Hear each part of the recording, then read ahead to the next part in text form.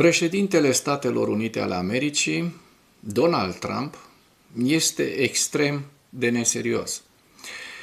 Acum 7 zile, Trump a anunțat un ultimatum în 2 zile, după care a anunțat un alt ultimatum pentru 5 zile, pentru ca ieri să revină și să anunțe un alt ultimatum peste 10 zile. Să-i spunem lui Trumpulea și trumpalăilor ce înseamnă un ultimatum potrivit Dexului. Păi hai să vedem. Ultimatum, comunicare cuprinzând condițiile irevocabile pe care o putere sau un stat împuternicit le pune altuia, deci altui stat, în vederea rezolvării unei situații litigioase de care depind relațiile lor. Deci, o situație irevocabilă. De fapt, definiția ultimatumului, asta este, ai dat un ultimatum, nu mai poți să revii să dai un alt ultimatum și apoi încă un ultimatum, pentru că ești nu doar redundant, ești naiv. Mai ales că iranienii spun și iau la mișto pe american, au spus că Donald Trump negociază cu oglinda, adică negociază cu el însuși. Din păcate, Donald Trump a făcut foarte, foarte mult rău lumii libere în ultimul timp, iar astăzi vom prezenta niște noi gafe ale lui Trumpulea și ale administrației de clown a lui Trump, care în jurul lui roiesc ca un, nu știu cum să spun, nici măcar viespar, ca și un roi de muște nu la miere, bineînțeles. Subiectele principale ale analizei noastre de astăzi sunt: dronele ucrainene au atacat din nou regiunea Leningrad din Rusia pentru a 3-a noapte consecutiv. Statul major ucrainean spune că Rusia a lansat peste 6.000 de drone kamikaze asupra Ucrainei într-o singură zi. 6.000, deci un record de drone lansate de către ruși. Arme pentru Ucraina către Orientul Mijlociu. Deci o parte din armele care trebuiau să vină Ucrainei au fost trimise Orientului Mijlociu. Trump a recunoscut că SUA redirecționează adesea muniția. De asemenea, vreau să vă spun un lucru foarte, foarte grav. Trump vrea să bată monedă cu el însuși, adică cu semnătura lui. O știre foarte interesantă. SUA intenționează să emită bancnote cu semnăturile lui Trumpulea. O chestie mai josnică și mai umilitoare pentru Statele Unite ale Americii n-ar fi ca acest nebun să semneze, să își pună semnătura pe bancnote. De asemenea, Trump a decis să nu atace sectorul energetic al Iranului timp de 10 zile, după ce, așa cum vă spuneam, a mai dat 2 ultimatumuri înainte, de 2 zile și de 5 zile, iată îl dă și pe al 3-lea. Explozii au fost relatate în Leningrad, noi explozii care pun în dificultate Rusia. Avem și imagini cu distrugerea unei uzine de prelucrare a petrolului din Vovchansk, Rusia. O veste bună, brigada 95 de asalt aerian a Ucrainei a preluat controlul deplin asupra orașului Berezove din regiunea Dnepropetrovsk. Petrolierele rusești încă nu intră în portul rusesc Primorsk din regiunea Leningrad. Deci o rută importantă de distribuție a petrolului rusesc din nord, din Marea Baltică, a fost tăiată de către ucraineni prin atacuri masive în ultimele 3 zile cu drone. Iată, dronele ucrainene au atacat din nou regiunea Leningrad din Rusia pentru a 3-a noapte consecutiv, potrivit relatărilor publice și mai ales de pe canalurile de Telegram, S-Shot și a guvernatorului regiunii Leningrad, Alexander Drozhenko. Shot a menționat că locuitorii au raportat explozii după orele 1 dimineața în mai multe districte din regiunea Leningrad. De asemenea, aeroportul din Sankt Petersburg nu a mai primit sau n-a mai expediat alte zboruri. În același timp, alte canale de Telegram au publicat mai multe videoclipuri. Exil Nova, de exemplu, publică acest material foarte interesant în care se văd mai multe ciuperci din asta de foc în depărtare. Da? Se vede clar cum arde petrolul rusesc din Leningrad.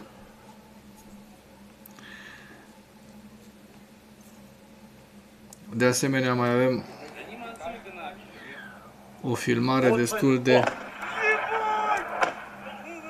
sugestivă cu antiaeriana rusească, reușind să doboare una dintre dronele ucrainene care vizau acest port. Și sunt mai multe filmulețe și imagini care ne arată aceste lucruri. Оно до сих пор горит. Прям сильно.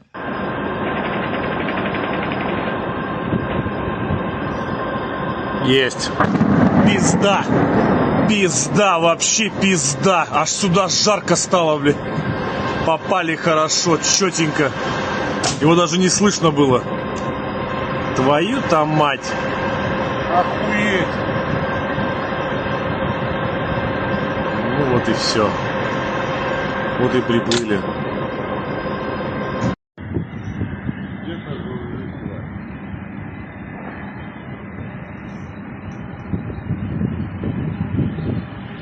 Летит, еще летит.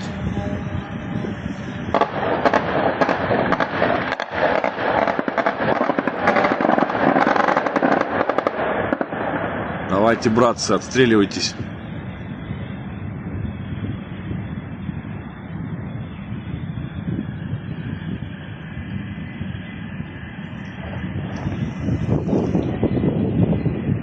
Где-то въебали. Есть контакт. Он прилетел. Не сбили, попал. Еще один летит. Бах! Да ну нафиг! Сюда волна идет лютая. Летит, летит, летит. Лупят. Да тут война, братцы. Тут один за одним реально. Как мухи, блядь, летают. Сколько, откуда? Это вообще чума. Statul Major General ucrainean spune că Rusia a lansat peste 6.000 de drone kamikaze asupra Ucrainei într-o singură zi. Da? O informație foarte interesantă. Sunt 6.176 de drone rusești kamikaze, mai precis, care au fost echipate cu bombe, cu obuze și lansate asupra unor zone populate și poziții ale trupelor ucrainene. Deci un record, după părerea mea. N-am mai auzit să fie lansate așa de multe drone într-o singură zi. Asta ne arată că rușii deja au drone nu doar să dea iranienilor pentru a teroriza țările din Golful Persic, ci și au drone destul de multe pentru ei. Aviz celor care vor să cumpere petrol în continuare din Rusia, gen Slovacia, gen Ungaria, cu care apoi, după ce, Doamne ferește, ori reuși să sugrume Ucraina, vor veni să ne dea în cap nouă, est-europenilor. Da? Despre asta este vorba. Vedem aici, iată, o să vă citesc această știre, mi se pare ceva de noaptea minții. SUA intenționează să emită bagnote cu semnătura lui Trump. Deci ar fi o ultimă umilință pentru Statele Unite ale Americii ca acest dement să apară cu semnătura pe bancnotele Statelor Unite ale Americii. Ar fi ultima aroganță pe care acest om o mai poate face. Eu sper în octombrie să-și primească peste botul ăsta portocaliu și să fie impeached, să fie destituit, pentru că a făcut o grămadă de lucruri la limita legii, dacă nu chiar încălcând legea, punând Congresul așa pe planul secund, neconsultându-l, neanunțându-l, atacând atât în Venezuela cât și în Iran. Iar eu cred că din Iran o să îi se tragă sfârșitul. Departamentul Trezoreriei SUA intenționează să plaseze semnătura actualului președinte american Donald Trump pe toți banii noi de hârtie. Associated Press, citând Departamentul Trezoreriei americane, spune că o astfel de măsură ar fi o premieră în istorie pentru un președinte în exercițiu, deoarece, în mod tradițional, pe bancnotele americane au apărut semnăturile secretarului trezoreriei și ale trezorierului, nu ale președintelui. Aceste planuri, notează Associated Press, coincid cu eforturile de a plasa imaginea lui Trump pe o monedă, ceea ce a atras și critici, deoarece legea federală interzice reprezentarea unui președinte în viață pe moneda americană. Probabil o să-l împăieze pe Trump după ce o să moară. Mi se pare ceva scârbos, ceva la limita bunului simț ce face acest Donald Krasnov Trump și administrația sa de cățeluși lingăi. Iată, avem aceste imagini, noi imagini raportate în regiunea Leningrad.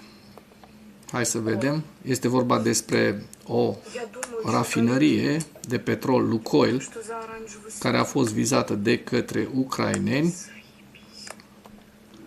Da? Sunt mai multe videoclipuri care circulă pe internet ale celor de la Exil Nova. Da? Dacă vrei să ajuți canalul Animatura, nu ezita să comentezi, să dai like, să distribui acest material și abonează-te pentru că ajută foarte, foarte mult algoritmul. De asemenea, dronele ucrainene au lovit uzina de aviație din Smolensk, Rusia, iar serviciile de urgență au intervenit la fața locului după atac. Iată ceva foarte, foarte scârbos. Această abordare a problemelor este dezgustătoare. 5 membri ai Congresului SUA s-au întâlnit cu 5 delegații a statului agresor terorist criminal Rusia, ai Dumei de stat rusești, într-o întâlnire rară după aproape 25 de ani, discutând despre pace și relații bilaterale. Cum vine asta? Două țări agresoare, pentru că și Statele Unite ale Americii este un stat agresor, din moment ce a atacat Iranul și a omorât civil. Este vorba despre acea crimă de război nerecunoscută de administrația Trump cu cei 170 de copii, fete, la școala de fete vizată în prima zi. Cu toate că a fost o eroare, dar tot o crimă de război este. Eu dacă, de exemplu, Doamne ferește, lovesc pe cineva pe trecerea de pietoni, nu vreau să lovesc, dar sunt anchetat. Crimă, da? Ăsta că a lovit 170 și a ucis așa dintr-o fracțiune de secundă cu o rachetă Tomahawk 170 de fetițe în Iran, ăsta nu e criminal de război. Eu zic că îi. Și este chiar și nesimțit să nu recunoască lucrurile astea.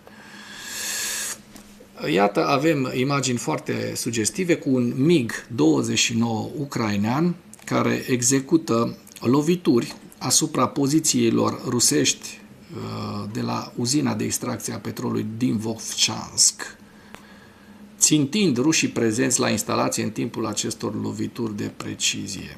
Avem și o veste bună, Brigada 95 de asalt aerian a Ucrainei a preluat controlul deplin asupra orașului Berezove din regiunea Dnepropetrovsk, alungând forțele rusești din așezare. Având în vedere acest avans și prezența anterioară a unităților ucrainene în Novomihailivka, suntem încrezători că și zona de la sud de Berezove este curățată.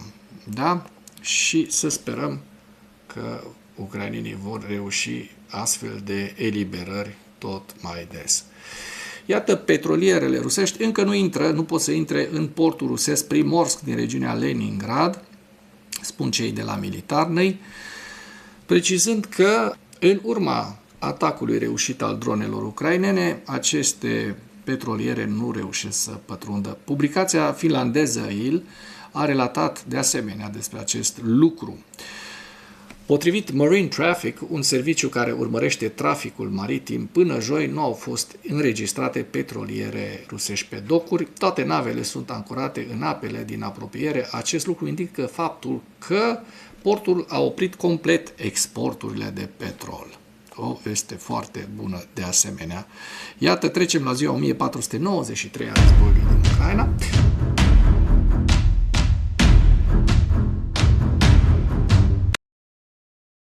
În ultimele 24 de ore, rușii au pierdut 1000 de militari, un tank, 9 vehicule blindate de luptă, 68 de piese de artilerie, 2 lansatoare de rachete și apar aici că au lansat 2222 de drone asupra Ucrainei care au fost și doborâte de către ucraineni.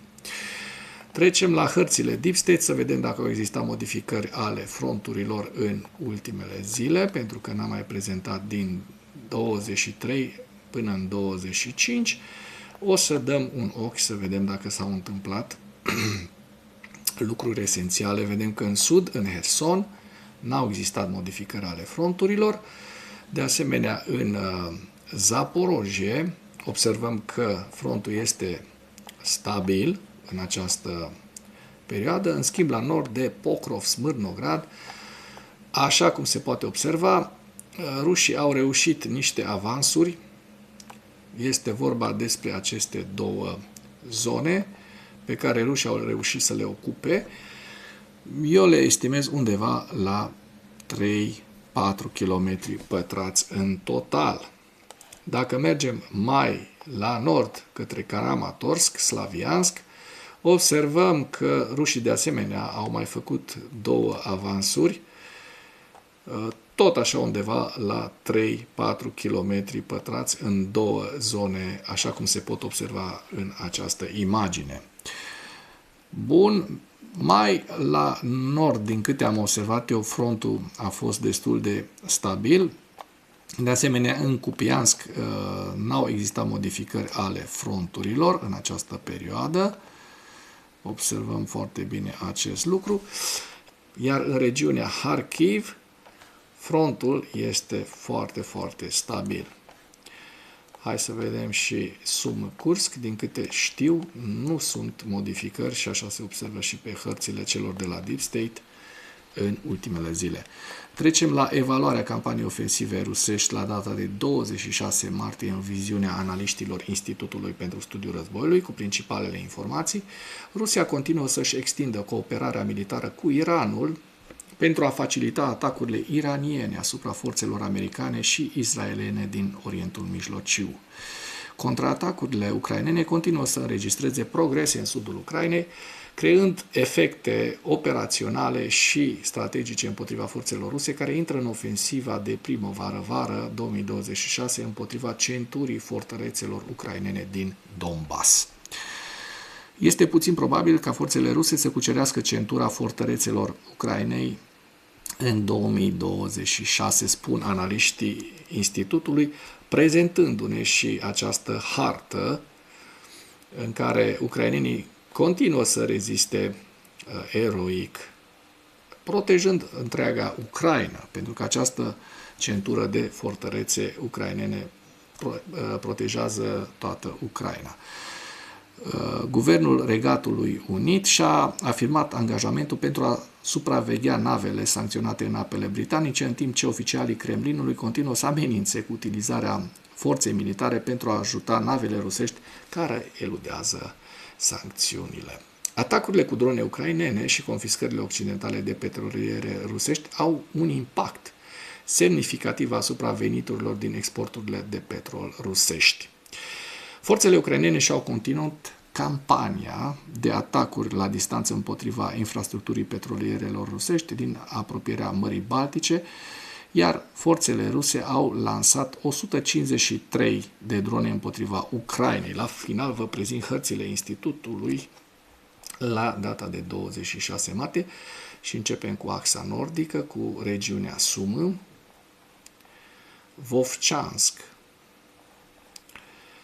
Harkiv, râul Oschil, Kupiansk,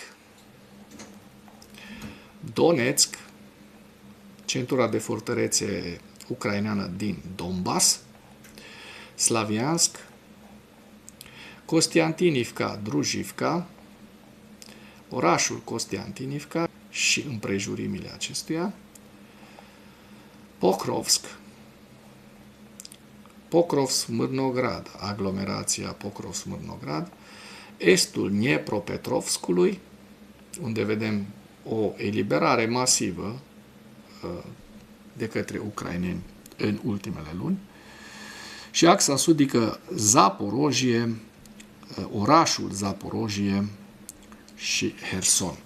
Și cu acest ultim detaliu închei materialul nostru de astăzi cu îndemnul: dacă ați găsit informații utile în acest videoclip, nu ezitați să-l distribuiți pentru a ajunge la cât mai multă lume. Mulțumesc mult!